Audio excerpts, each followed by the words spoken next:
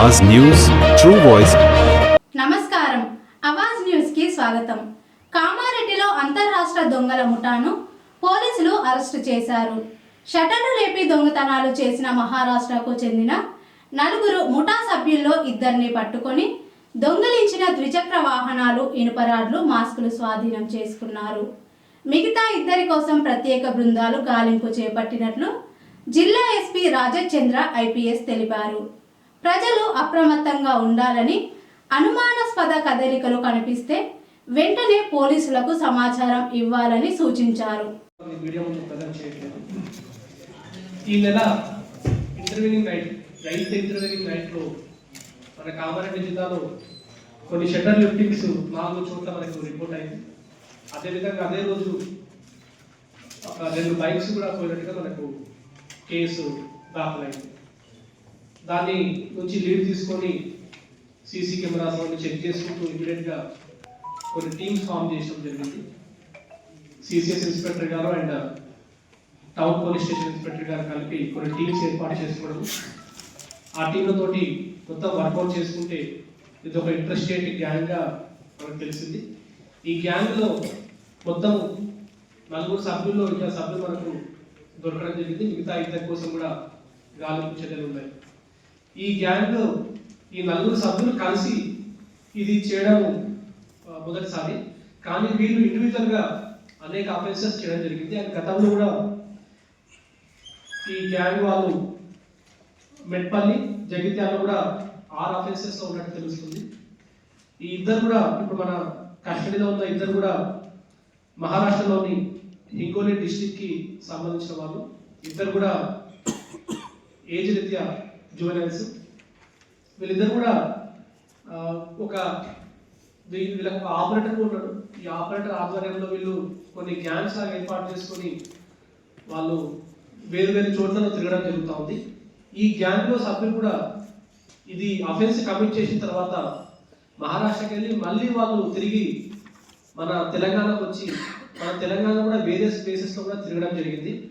వీళ్ళు different mode of transportation use చేస్తూ ఉన్నారు.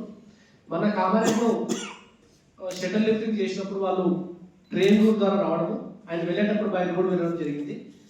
మన దగ్గర నుంచి వెళ్ళిపోయిన తర్వాత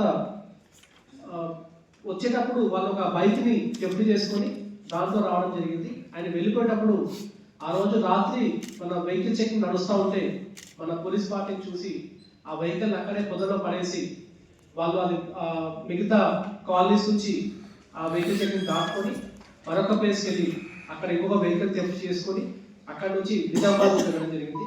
నిజామాబాద్లో కూడా ఒక అఫెన్స్ కమిట్ చేసుకొని వాళ్ళు ట్రైన్ రూట్ ద్వారా వాళ్ళు మహారాష్ట్రకి వెళ్ళిపోయినట్టుగా మనకు మొత్తం సీసీ కెమెరా ఫుటేజ్ ద్వారా తెలుస్తూ ఉంది.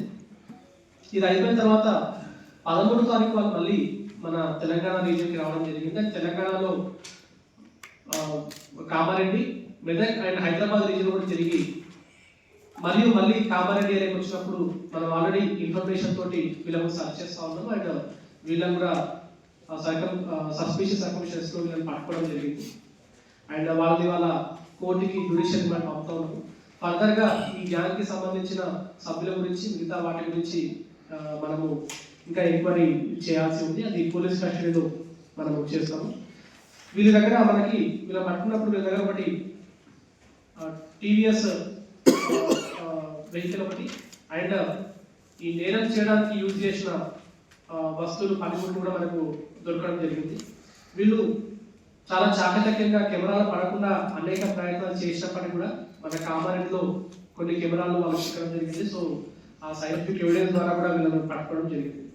ఈ ఎంటైర్ ఎపిసోడ్లో ఈ డిటెక్షన్ దాంట్లో చాలా ఇంపార్టెంట్ కీ రోల్ కూడా ఇద్దరు ఇన్స్పెక్టర్ కూడా పోషించడం జరిగింది. అండ్ వేరే టీమ్స్ ఫామ్ చేసుకొని వీళ్ళ గురించి ఇన్ఫర్మేషన్ నెట్వర్క్ పెట్టుకొని వీళ్ళు ఎక్కడెక్కడ పోతా ఉన్నారు, ఎక్కడెక్కడ తిరుగుతూ ఉన్నారు అని చెప్పేసి మొత్తం ట్రాక్ చేసుకుంటూ వీళ్ళను ఈరోజు పట్టుకోవడం జరిగింది.